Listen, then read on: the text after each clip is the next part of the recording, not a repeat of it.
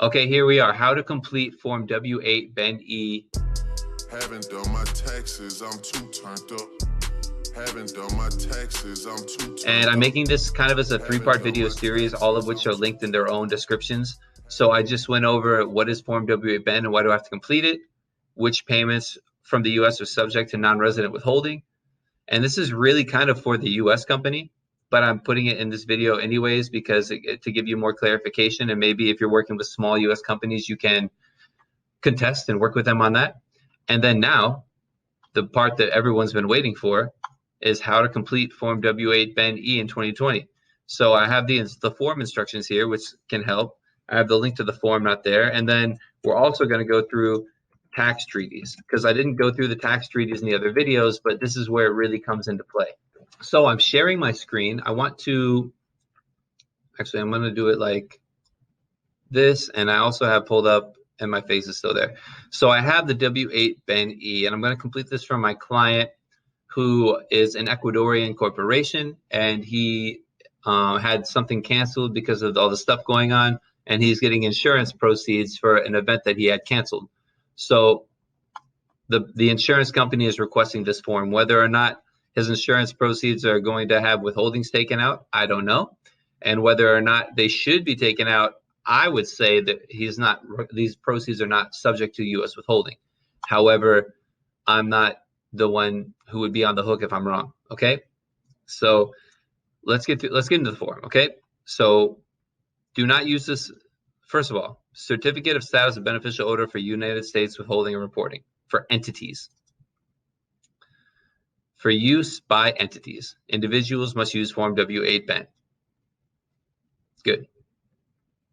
This is the form to get the link to get the form. Do not use this if you're a U.S. entity, a foreign individual, a foreign entity claiming to be doing business in the U.S., that's W-8ECI, a foreign partnership, simple foreign trust, a foreign grantor trust, unless claiming treating benefits. So let's check this one out. No, I'll do it later. Any person acting as an intermediary. Fine. Intermediary. So name of the organization. That is the beneficial owner. Who is the owner, the ultimate owner, right? Permanent residence. Okay. And this will be the Ecuador corporation. If the person receiving the payment was an LLC, disregarded entity, we could put the disregarded entity here that's receiving the payment if it was applicable. But this Ecuador corporation doesn't have a disregarded entity receiving the payment. So it's not like a Ecuador Corp, Ecuador LLC, and the LLC is receiving the payment. The LLC is not paying tax, so that would be the disregarded entity receiving the payment. Any entity that doesn't pay tax and for tax purposes is disregarded. I know it mentions here hybrid entities. Hybrid entities are entities that are taxed differently in different jurisdictions. So an Ecuador Corp that is disregarded in the U.S. would be a hybrid entity. So this isn't the case. This is high level stuff. So it doesn't apply. So Ecuador Corporation, country of incorporation, Ecuador, and they don't have a disregarded entity, so we're leaving it blank. Chapter 3, status type, entity type. What type of entity is it? It's a corporation. It's not disregarded. It's not a partnership, not government, estate, trust. It's none of these things. And again, we can go to the instructions for Form W-8BEN-E. Let me see if I can zoom in a little. And so the purpose is, as this is really helpful here too, the form is used by foreign entities to document their status for purposes of Chapter 3 and 4, as well as for other code provisions described later. Foreign persons are subject to tax at 30% rate on income they receive from U.S. sources that consists of mostly these things: interest, dividends, rent, royalties, premiums, annuities, compensations, substitute payments, other fixed, determinable, annual, periodic gains, profit, or income. It's imposed on the gross amount paid and collected and withheld by the U.S. company. Okay, so from here, they go through, and you can read all about it if you want. I'm not going to read it all here. Everyone's going to end the video and go somewhere else. From here, we have specific line-by-line instructions. So this is where we're at. Part 1, identification of beneficial owner. Enter your name. Okay. If you're a corporation, enter the country of corporation. That's Ecuador. 3, we already went over disregarded entities. 4, check the box that applies. That's the Chapter 3 status type. By checking a box, you're representing you qualify for the classification indicated. You must check the box that represents your classification under U.S. tax principles. So per the U.S. tax principles, this Ecuador corporation would be a U.S. corporation as well. That's per the rules and how Ecuador corps are treated. Generally, if you have a corporation in any country, it's treated as a corp in the United States. Doesn't mean it's a U.S. corporation. It's just treated the same way. There's a lot of information in here about foreign financial institutions. So that's a huge thing with Fatca, is money coming to and from foreign banks and foreign financial institutions, and reporting and the sharing of information in foreign governments. This form is very intimidating because of all of this garbage that's in the form, but it doesn't need to be that complicated. So Chapter 4 status, the Fatca status, line 5. Check the box that applies to your Chapter 4 status. You're only required to provide a Chapter 4 status on this form if you are the payee of a withholdable payment, or documenting the status of financial account you hold with a foreign financial institution requesting this form. For most Chapter 4 statuses, you have to complete an additional part. Foreign financial institutions, nope. Nonprofit, nope. Account, not a financial account, nope. And okay, so then it goes to line 7. So let's do this. So Chapter 4, let's read through these statuses, and it has them all listed here. So a non-participating, nope, it's not a foreign financial entity, nope, nope, nope, nope. Sponsored, nope, not a foreign financial entity. Institution, excuse me, not a bank, not a, nope, not a foreign financial institution. Wholesale investment vehicle, no, no. Investment entities that do not maintain financial records. Owner documented foreign financial, nope. Restricted distributor, nope. Non-reporting. Foreign financial institution, foreign government, and international organization. What's X? Let's go to part 14. Let's see what they're asking for there. International organization. Let's see what that is. Okay, so that's like the World Health Organization is comprised primarily of foreign governments. So like the World Health Organization would be an international organization. So it's not that. Retirement plans, entity wholly owned by exempt owners. Don't think so. Territory, financial, nope. Accepted non-financial group entity. Nope. Accepted non-financial startup. Accepted, nope. So many that don't apply. Charitable organization, nonprofit, publicly traded company. Accepted territory. What? I think we found it. Active, non-financial foreign entity. So it's just an active foreign business. Yeah, sounds good. Or a passive, non-foreign financial entity. Let's confirm that NFFE. Let's look at the first. Control F, confirm that acronym, NFFE. Non-financial foreign entity. Just to confirm, because I don't want to be putting something up that gets the people that's helpful and that's wrong. Okay, so active non-financial foreign entity. Complete form XXV. Let's just jump down and see what XXV is. 25. Ridiculous. XXV. I certify that, and this is a certification. Just check the box. The entity identified in Part 1 is a foreign entity that is not a financial institution. Okay. Less than 50% of the gross income is passive income, and less than 50% of the assets held by such entity are assets that produce or held for production of passive income. So that's it, right? If you don't satisfy these tests, guess what? You're a passive, non-financial foreign entity. So that's it. So we're saying active. This guy sells stuff. So it's an active, non-financial foreign entity.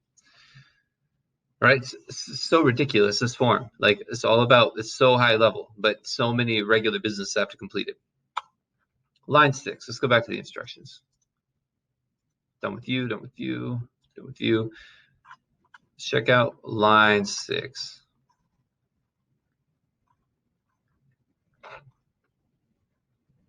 Enter the permanent residence address of the entity identified in line 1. The address is in the country where you claim to be a resident for purposes of income tax.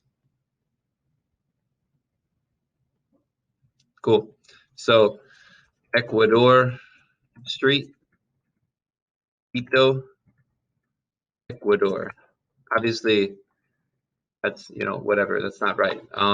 Line 7, enter your mailing address only if it's different from 6. So we're going to say it's the same. No mailing address.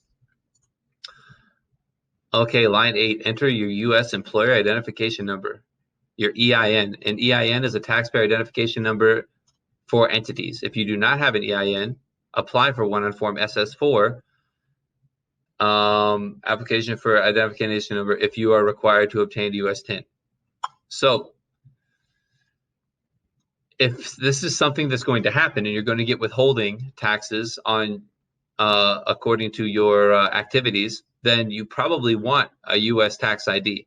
Right now, just specifically now because of what's going on, the IRS isn't processing EINs. It's kind of a headache.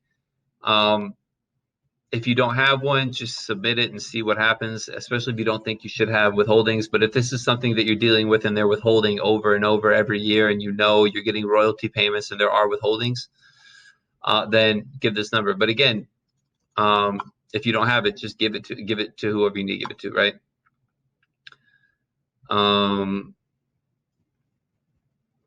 You must provide a U.S. tax identification number if you are claiming an exemption for annuities, claiming benefits under a tax treaty, and have not provided a foreign TIN on line 9B. So if you're doing a tax treaty, you definitely need the foreign TIN, and I would include the foreign TIN. So let's say their tax number in Ecuador is that.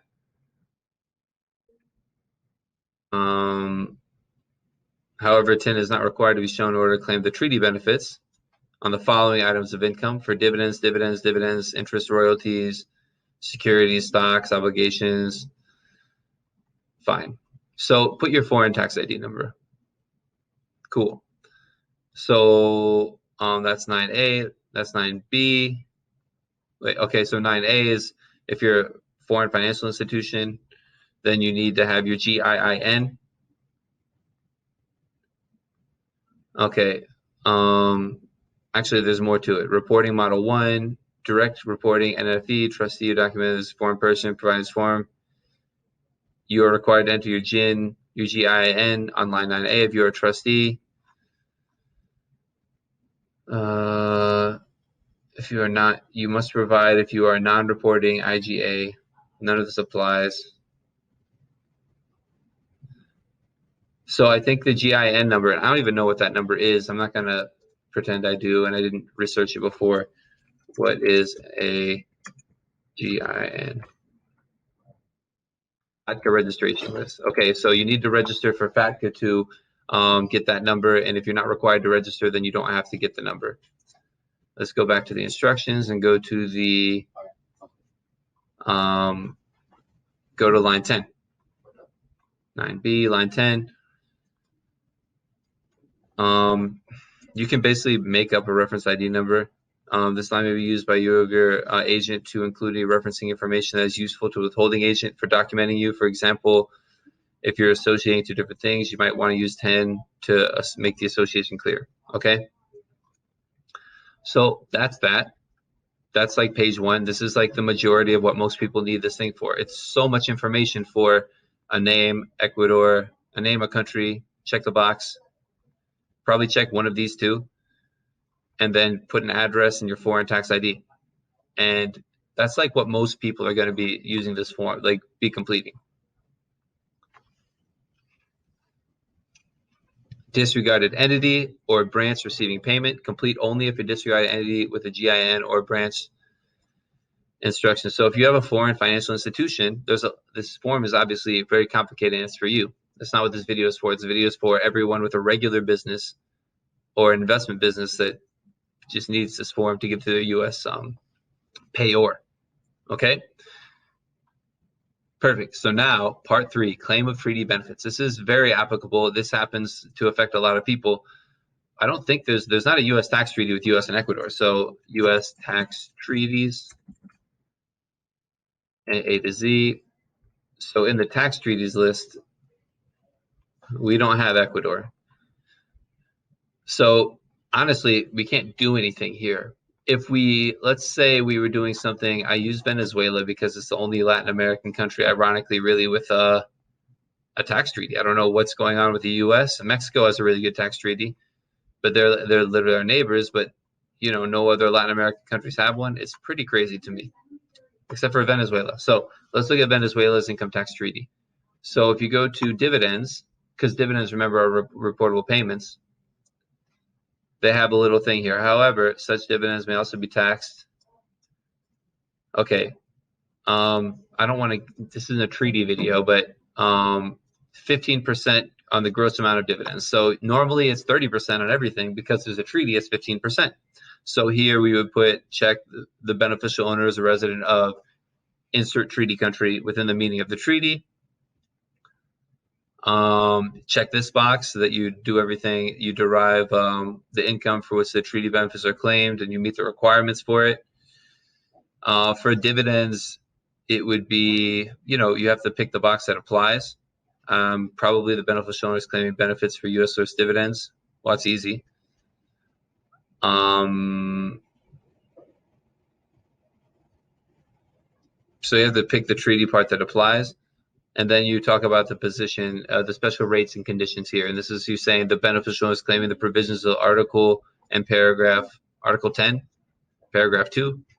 You can put a little quote in there to claim a blank percent rate of withholding, because again, it's a flat 30% generally. And if you're referencing a treaty, you put the treaty article and then the actual tax rate, and then you put the type of income, and then you can explain the conditions if you want. And that's really the treaty section. Again, it's different for everyone, but it's not super complicated. You just need to pull the treaty, pull the part of the income, and then fill it out correctly. What's awesome about this form is that it doesn't actually go to the IRS. It just goes to the person who's paying you. So it's kind of inconsequential. Like, you can always change it, but there's no penalties for if you do your best and do it wrong. It's really not that much risk for you. All the risk is on the person paying you. And then I don't think anything else applies. Sponsored foreign financial institution, certified deemed compliant bank, foreign financial institution. These are all just for the other sections. International organization, exempt retirement plans, exempt owners, nonprofits, blah, blah, blah, and substantial. Okay. So let's see. We checked 25 right here. Active non-financial foreign entity. Then we have passive. That's fine. And then substantial U.S. owners of passive. So this is kind of annoying. I haven't had to fill this out, but when you have U.S. people who own foreign companies that are doing investments, it's a PFIC. I don't know why you would need this form in the end, but that's fine. And then at the end, you have to sign it and certify that you have the capacity to sign it. And that's the form. So for my client, this is it. Ecuador Corporation box, active non-financial foreign entity, address, foreign TIN. Check that box 25 right here. And then sign it and check that box. And wait and see, because it's really tricky. So a lot of U.S. companies will request this form and won't do any withholding, but most will do withholding. If you think that the withholding is being done improperly and you're not subject to withholding based on this previous video, which is again linked down below, then contact me and we can file a tax return and claim a refund for you. Okay? And that's really your only recourse in this situation. So in summary, in this video, we just talked about how to complete the form W-8BEN-E. If you thought it was helpful, thanks for watching. Please give me a thumbs up, like, and subscribe. I really appreciate it. If you want to schedule a call with me to go over any questions you have for the Calls with Jim section of the channel, the link's in the description. as well as the links to these other videos if you want to get into more of the details of the Form W-8BEN, why it's required, and how to do it, because I want to make it a little more complete, and I didn't want to post this whole hour-long video all at the same time because no one will watch it. Okay, so I hope this was helpful. I hope this helps you complete your forms, and I hope you don't have your improper withholdings taken out of your payments from your U.S. clients. Okay, so thanks so much for watching. I hope this was helpful. Until the next time.